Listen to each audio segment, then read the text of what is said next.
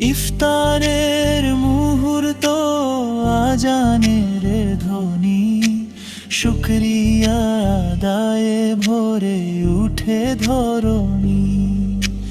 খেজুরার পানিতে রহমতের স্বাদ, অন্তরে জেগে উঠে ঈমানের স্বাদ।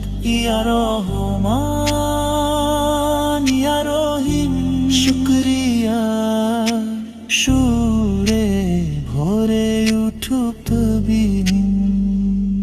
ইয়া রহমান ইয়া রহিম, তোমার রহমত থাকুক অনন্ত দিন। লাইলাতুল কদরের বরকতময় রাত, হাজার মাসের চেয়ে শ্রেষ্ঠ তার প্রভাত।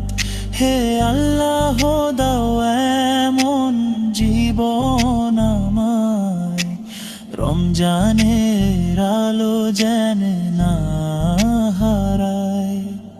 চিরদিন থাকি আমি তোমারই পথে, এই দোয়া রইল আমার নীরব প্রার্থনায় সাথে। ইয়া রহমান